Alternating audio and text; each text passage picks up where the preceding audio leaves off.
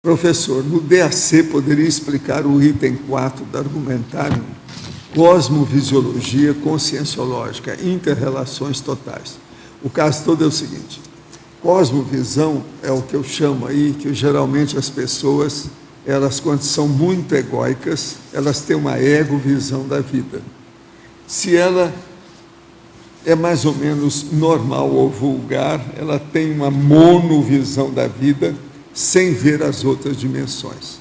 Agora, o que nós falamos de cosmovisão é quando a pessoa vê tudo nessa dimensão, mas casado com inter-relação com as outras dimensões.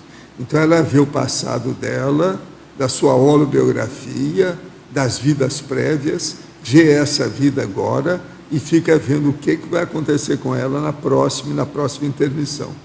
Então, isso aí tem as inter-relações totais de tudo que a pessoa vê, que ela aborda, que ela vivencia.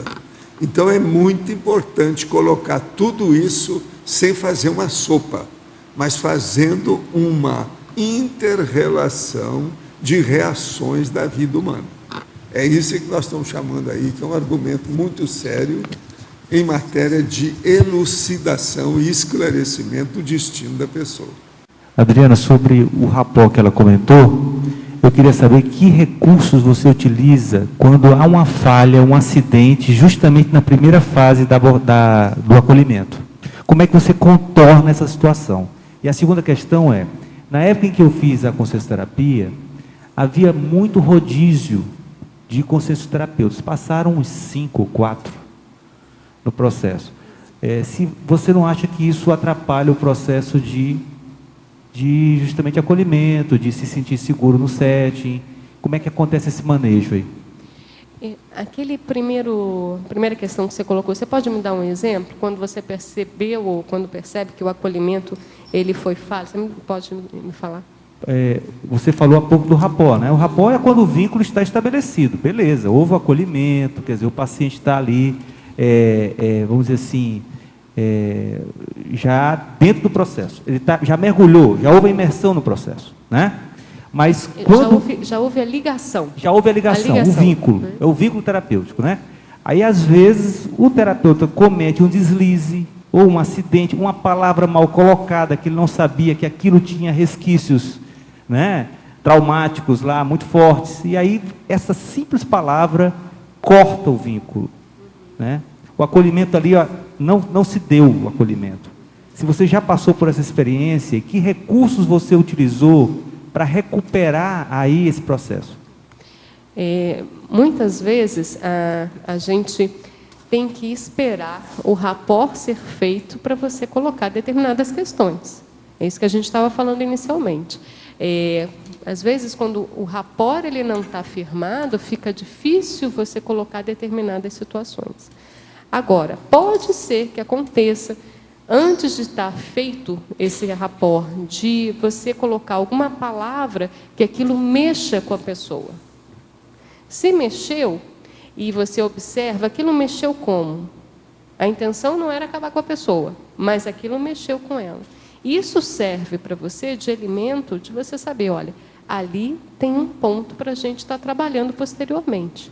Agora não é o momento, porque a pessoa está, às vezes, muito reativa. Então, mas isso é um ponto para ser elaborado depois. Agora, se a pessoa, de fato, está disposta a um processo terapêutico, eu acho que isso fica muito pequeno. Ela está recebendo ajudas de outros níveis, que isso fica muito pequeno. A não ser que, às vezes, isso possa servir de fuga para ela, olha, tchau, isso aí não me serve de nada, etc. e tchau.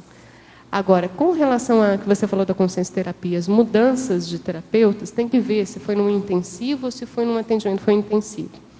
Às vezes, essa questão de mudança de terapeuta, ela pode auxiliar, porque, veja, são sempre 2 consciencioterapeutas, às vezes até um terceiro, que fica, às vezes, na observação. Não sei se, quando você experimentou, teve essa condição de um terceiro consciencioterapeuta, que, às vezes, ajuda no processo de campo energético.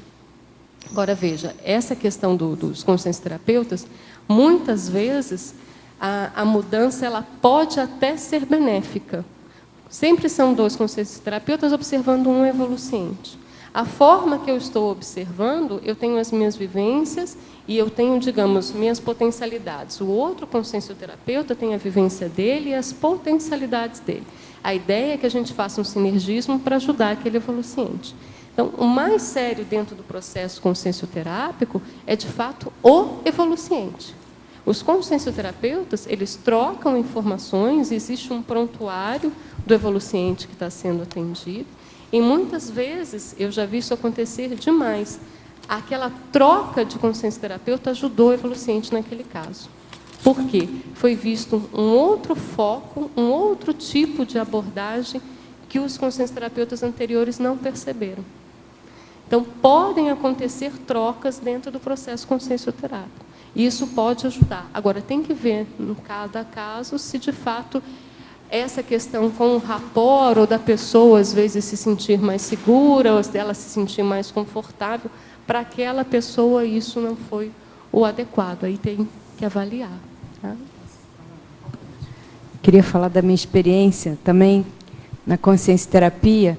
Acho que eu tive uns 8 consciencioterapeutas diferentes.